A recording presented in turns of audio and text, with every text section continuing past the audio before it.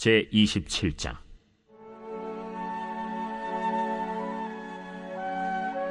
다윗이 그 마음에 생각하기를, 내가 후일에는 사울의 손에 붙잡히리니 블레셋 사람들의 땅으로 피하여 들어가는 것이 좋으리로다. 사울이 이스라엘 온 영토 내에서 다시 나를 찾다가 단념하리니 내가 그의 손에서 벗어나리라. 다윗이 일어나 함께 있는 사람 600명과 더불어 가드왕 마옥의 아들 아기스에게로 건너가니라.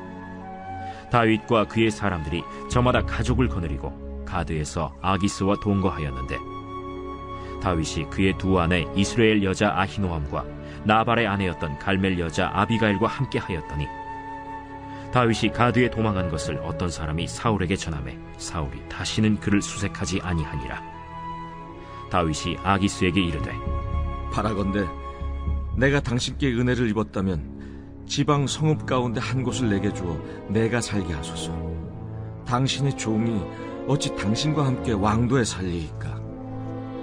아기스가 그날에 시글락을 그에게 주었으므로 시글락이 오늘까지 유다 왕에게 속하니라. 다윗이 블레셋 사람들의 지방에 산 날 수는 1년 4개월이었더라. 다윗과 그의 사람들이 올라가서 그술 사람과 기르스 사람과 아말렉 사람을 침노하였으니 그들은 옛적부터 술과 애굽 땅으로 지나가는 지방의 주민이라.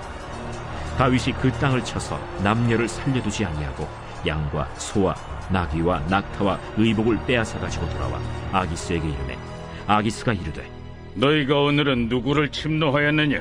다윗이 이르되, 유다 네겝과 여라무엘 사람의 네겝과 겐 사람의 네겝이니이다. 다윗이 그 남녀를 살려서 가드로 데려가지 아니한 것은 그의 생각에 그들이 우리에게 대하여 이르기를 다윗이 행한 일이 이러하니라 하여 블레셋 사람들의 지방에 거주하는 동안에 이같이 행하는 습관이 있었다 할까 두려워함이었더라. 아기스가 다윗을 믿고 말하기를, 다윗이 자기 백성 이스라엘에게 심히 미움을 받게 되었으니 그는 영원히 내 부하가 되리라 하고 생각하니라.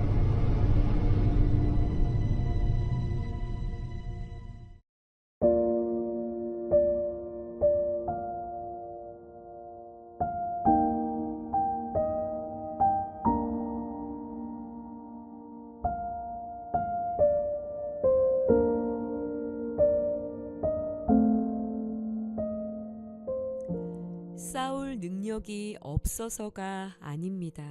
힘이 부족한 것도 아닙니다. 항변하고 싶은 말이 넘쳐납니다. 인간적으로 단칼에 해결할 수도 있는 일입니다. 그러나 하나님이 세우신 질서가 있고 하나님의 편에 이유가 있기에 하나님의 시간을 기다리며 도망 다니는 일 외에는 다른 어떠한 선택도 할 수 없는 다윗입니다. 내 아들아 돌아오라, 내가 어리석었다 라고 외치며 뉘우치는 듯한 모습을 보인 사울이었지만요, 다윗은 그 말을 신뢰하지 않습니다. 다윗은 사울에게로 돌아가지를 않습니다. 이들이 각기 다른 길로 갔다라는 말로 26장이 끝이 났는데요, 다윗은 사울과 함께 갈 수 없다라는 것을 알았던 것이죠. 복음적인 삶은 인본주의적인 삶, 자기중심적이고 욕망에 충실한 삶과는 조화되기가 이처럼 어렵습니다. 오늘 본문은요, 사무엘상 27장 1절에서 12절입니다.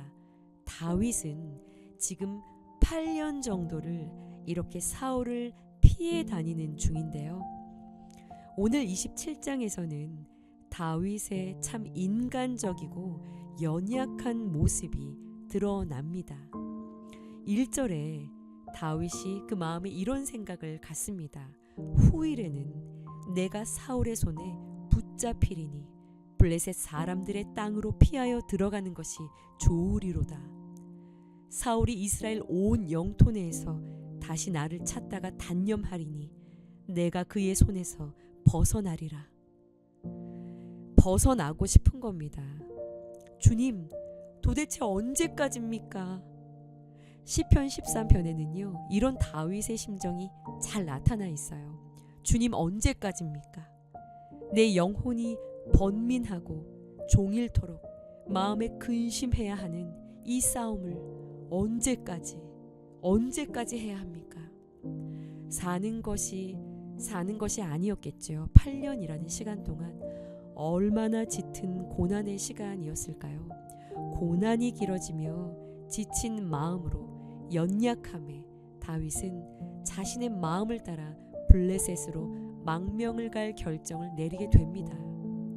아니, 그렇다고 해도 어떻게 다시 또 이렇게 실수를 할 수가 있는가? 그렇죠. 우리는 참 반복적인 실수를 잘 합니다.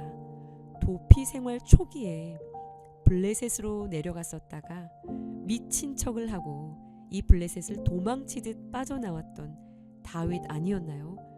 그런데 다시 반복해서 이러한 선택을 또 하고 있는 것이죠. 연약합니다. 두려움도 많고 여전히 불안하고 다시 약해지고 반복적으로 실수하는 그런 인간적인 모습들이요, 다윗에게도 있습니다. 자, 그런데요, 사울과 다윗이 본질적으로 다른 것이 있다라는 것을 오늘 본문을 통해서 확인을 하게 되는데요. 자, 다윗은 자신과 함께하는 600명의 군사들과 그의 가족들을 모두 이끌고 블레셋 가드 땅으로 내려갑니다. 그리고 아기스 왕에게 땅을 요구해요. 그렇게 해서 얻은 땅이요, 시글락이라는 땅입니다. 지금 이 시글락은요, 블레셋에게 현재적으로는 속한 땅이지만 실은 이 땅은요, 하나님께서 여호수아를 통해 시므온 지파에게 분배한 땅이에요. 이스라엘이 취해야 할 땅이었는데요, 이것을 블레셋에게 빼앗겼던 것입니다. 그런데 이때 이곳을 요구해서 얻어서요, 이때부터 이 땅은 유다 왕에게 속한 땅이 되었다고 해요.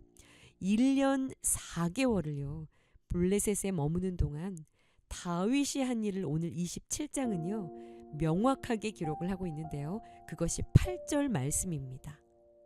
지금 이 블레셋과 이스라엘의 접경지 이 시글락에 머물면서요, 다윗이요 1년 4개월 동안 그술 사람과 기르스 사람과 아말렉 사람들을 침노하는 일을 하게 되었다고 합니다.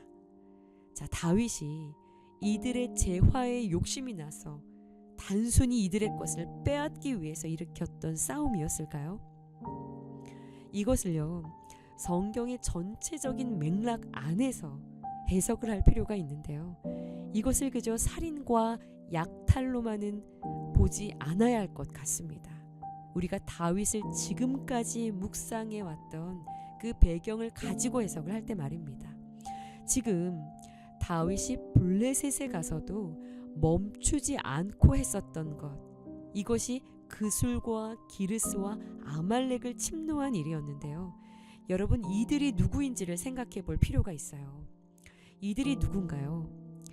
그술과 기르스와 아말렉, 여러분, 이들은요 모세와 여호수아를 통해서 하나님께서 정복하라고 명령을 내리셨던 이방 족속들입니다. 게다가 아말렉과 같은 경우는 출애굽기 17장 14절 말씀을 보시면 완전히 멸하라는 명령을 하나님께서 내리셨던 족속입니다. 그런데요, 이스라엘이 이 이방 족속들을 완전히 정복하지를 못해서 그 사사기의 우상숭배, 혼합종교, 다음 세대가 아닌 다른 세대가 일어나고 영적인 암흑기, 혼미한 시대가 오게 된 것이잖아요. 다윗은요, 하나님을 위한 전쟁을 하나님의 편에 서서 치르고 있었다라는 거예요. 이스라엘 왕이 해야 될 일 아닌가요?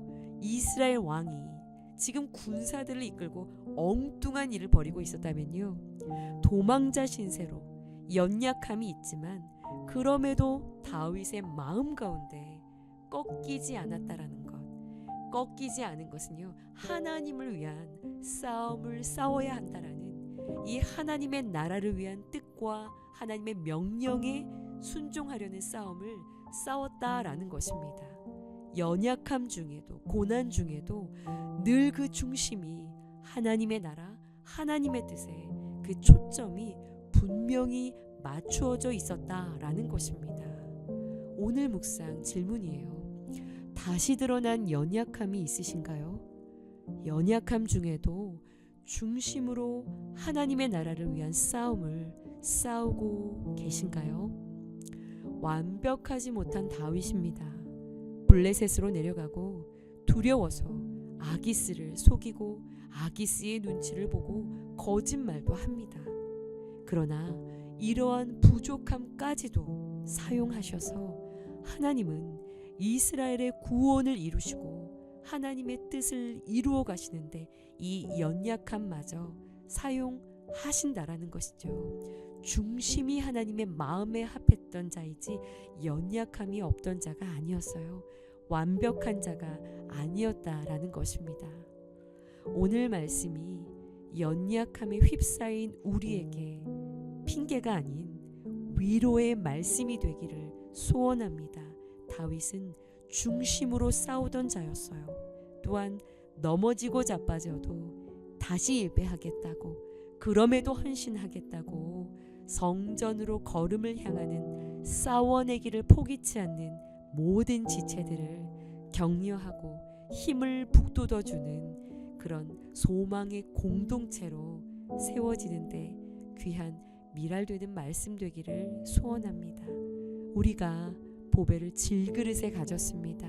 이것은 능력이 하나님에게 있고 우리에게 있지 아니함을 알게 하려 하심입니다. 기도하시겠습니다. 어떻게 저럴 수가 있냐고 연약함이 드러난 지체를 무시하며 함부로 판단하고 말했던 죄를 회개합니다. 이 또한 나의 연약함임을 인정합니다. 결국은 주가 이루실 것을 믿기에 순종하며 걸어가는 우리들의 연약한 무릎과 지친 손을 굳게 잡아주시고 그럼에도 깨지기 쉬운 질그릇 같은 우리 안에 임하셔서 보배 되어주신 예수님을 주목하며 바라며 싸워내기를 포기치 않고 달려가는 우리를 귀히 여기시고 주의 일에 합력하게 하신 그 은혜를 바라보며 찬양하게 하여 주옵소서. 감사드리며 예수님의 이름으로 기도합니다. 아멘.